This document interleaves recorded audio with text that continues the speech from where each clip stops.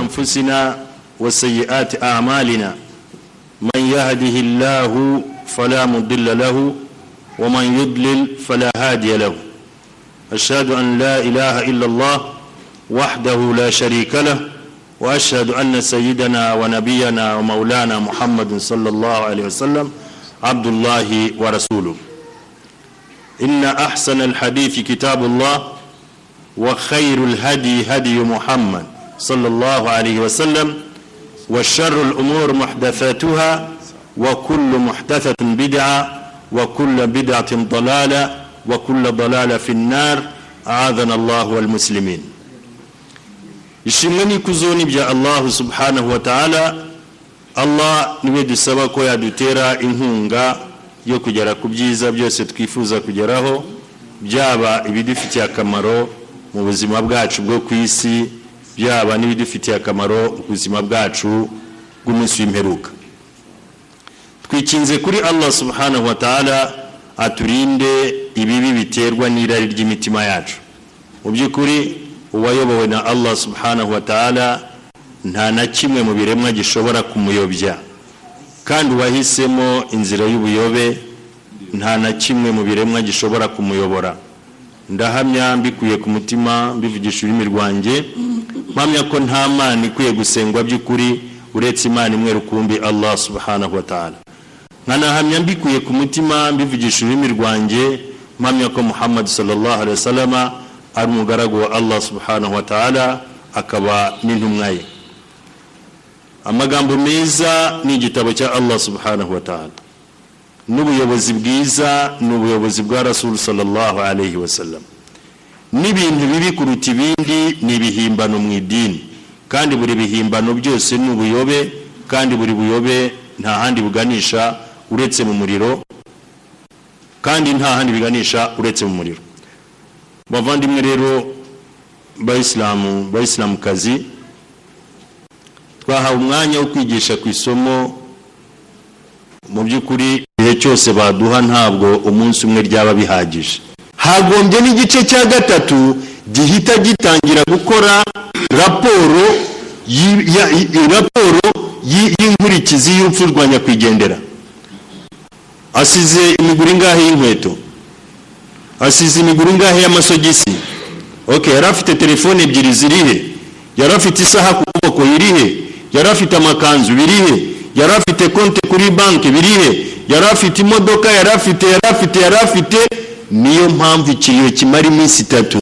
Ntabwo cyakiriyo kimara iminsi 3 abantu bamara bakina igisoro, sicyo cy'abayisilamu. Ntabwo kujya ku kiriyo ari ukujya abantu bakina igisoro, si ukurara bakina amakarata, si ukurara bavuga ibipfuye n'ibidapfuye, si no kurara baca imigani. Ahubwo cyakiriyo kimara iminsi 3 kugira ngo ya komisiyo yashyizweho iyobowe na shehe kanaka ubifitiye ubumenyi agende akore raporo irambuye ya nyuma y'urupfu rwa nyakwigendera. Ni bande yari arimo amadeni, ni bande bari bamurimo amadeni. Icyo gihe nta muntu n'umwe yaba mu banyamuryango nk'umugore we cyangwa abana be wemerewe kugira ikintu na kimwe asohora muri iyo nzu mbere y'igabano. Dufite urugero rwiza kuri Rasul sallallahu alaihi wasallam. Hari umusahaba wapfuye bagiye kuri jihad, none barimo barwana kuri jihad. Umwe mu bagore be yaratetse capati si ibiryo, atetse ibyo kurya bya nimugoroba.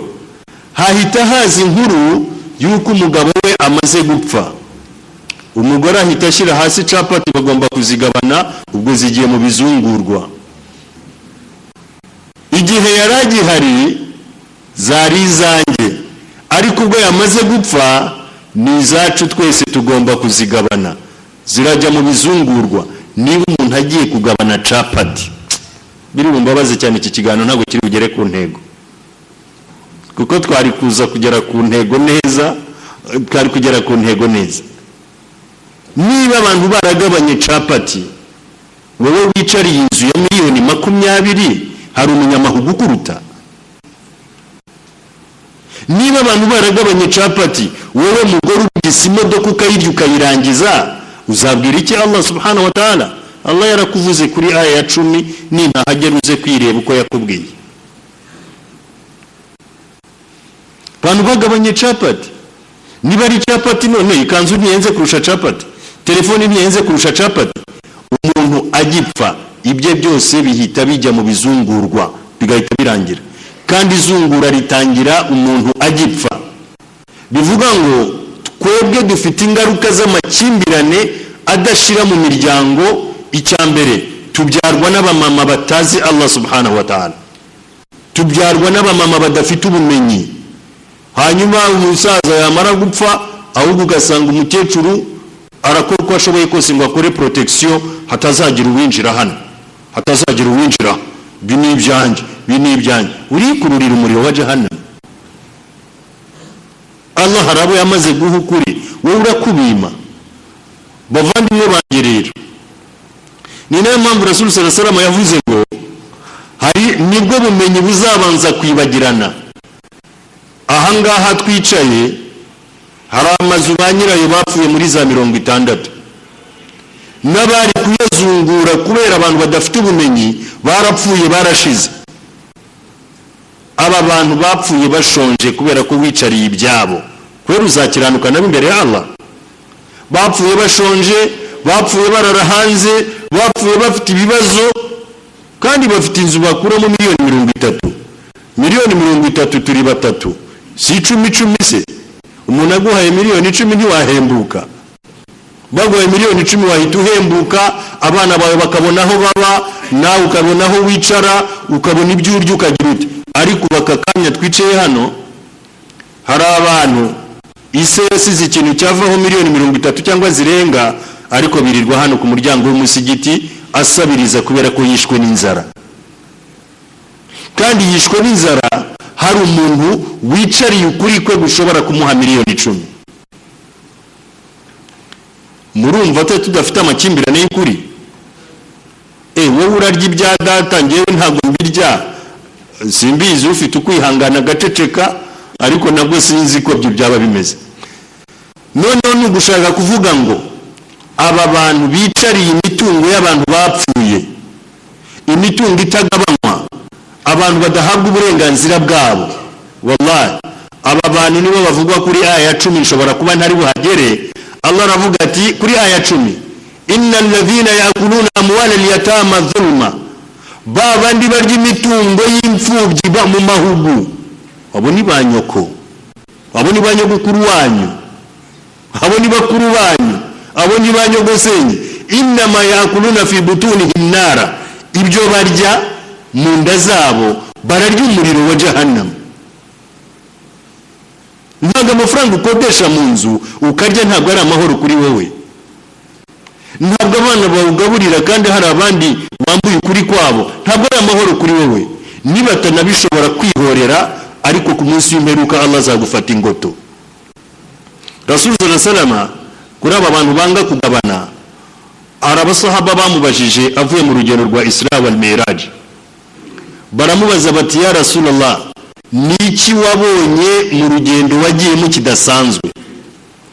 Arababwira ati ikintu nabonye kidasanzwe, ati haraho nageze nsanga hari umuntu uboheye inyuma uhambiriye amasheni n'amasheni, imbere afite ikintu kimeze nk'ikingamiya, imbere hari umuntu urimo kumorohamo intosho amabuye manini, arimo kumorohamo intosho zatukuye, akayimunaga mu kanwa igatunguka mu kabuno, ayimunaga mu kanwa itunguka mu kabuno, ayimunaga hano.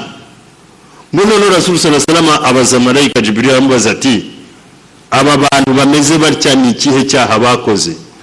Arabwira ati aba ni babandi barya imitungo y'imfubyi. Dushobora gusobanura neza, ni mwebwe mugirirwa akamaro n'imitungo ya nyakwigendera wapfuye. Ni mwebwe murara mu nzu y'umuntu wapfuye kandi hari abana be barayi hanze. Ni mwebwe mukodesha amazu y'abantu bapfuye, hari abana babo bashonje. Ni mwebwe mwigarurira imitungo yabo, ndetse nyewe nshobora gushyiramo n'abimura ibyicaro bakajya gucungira riziki yabo kubiriyo. Abantu bamwe babaswa iyo bapfushije wallahi buri munsi babaga inka, bakabaga inka ngo abantu baje ku kiriyo. Aba bantu bararya umuriro, bagombye kujya kurya iwabo, bagombye kujya kurya iwabo. Urabikeka kuba niba rero wowe wicariye iyo nzu, niba hari ikintu cy'umugabo wawe wanze ko abana be bagabana, niba hari ikintu cya mukuru wawe cyangwa murumuna wawe wabangamiye abana be kugira ngo bakigabane, ni wowe nyirabayazana, ni wowe nyirabayazana w'amakimbirane yose azaza muri uwo muryango. Abazarogana uzabibazwa, abazaterana ibyuma uzabibazwa, abazagambanirana ni wowe uzabibazwa, wowe nyirabayazana wanze yuko icyo kintu gikorwa. Iyo yari aya imwe dusobanuye. None Allah subhanahu wa ta'ala amaze kutubwira ngo tugomba kugabana. Kugabana ni itegeko, si wowe bipanga ngo uzateganya ko abanza apfe, si uzabanza kureka ngo nyogokuru wawe apfe, ntuzabanza kureka ngo zisenyuke. Umuntu agipfa mugomba kugabana. Icyo kirumvikanye, kirumvikanye neza. Aba bantu rero bakicari ibintu by'abantu bapfuye, nibitegura ibihano byabo imbere ya Allah subhanahu wa ta'ala. Aya ya 8 tukiri kuri iyo sura, aya ya 8 Allah subhanahu wa ta'ala aravuga ati, Allah aravuga ati wa idha hadara alqismata ulil qurba wal yatama wal masakin farzuquhum minhu wa qulu lahum qawlan ma'rufa. Allah subhanahu wa ta'ala aravuga ati aho muzaba mwicaye murimo kugabana, abenshi baba bashukuye cyane, baba bashukuye, baba barakaye, imitsiba yahagaze, aburana ngo ngiye mugomba kumpa biriya. Oya, ntagaruko. Aho mugabanira ni haza abana b'imfubyi gushukura. Birumvikana iyo abantu bagabana amafaranga, hari imfubyi zihagera kavuga ngo reka ngende nanjye yari mjomba ndebe ko hari akantu bamwe. Nanjye yari data wacu Japo nta mugabane mfite, ariko reka ngende ndebe ko hari akantu bamwe. Ngo n'abana b'imfubyi nibageraho mugabanira na bene wanyu nyine batari mu migabane, n'abakene n'abandi bantu bafite ibibazo, farzuquhum minhu, muzagira utwo mubahamo nka sadaka. Mu bantu bagabanya mirathi hari bitajya bigabanyika. Urugero, hari ingofero wayigabanya 5, ntiwayigabanya 5. Hari n'igihe utayigurisha 500 ngo bahijanijana. Twa tundi tw'imisagu tutagabanyika, turiya tw'imisagu nitwo baha abakene. Hasigaye ipantaro mwakira shayijyana, hasigaye ikanzu mwakira yitwarira, hasigaye akantu tubona gace bugufi akira gatwara. Ngo noneho abantu batishoboye nibahagera baje kushukuraho murimo mugabana, abantu bagiye kugabana 1,100,000. Birumvikana aho inka yaguye, hari imbwa ziba ziraho zirehare amayezi zumva ko zireba ko hari akantu kataruka. Naho abantu bagabanira rero kuba harimo abakuzi, uraza ukahicara ngo urebe ko hari akagutarukira. Nibahagera rero ntimuzababwire nabi, ahubwo muzabahe muri riski uko mushoboye.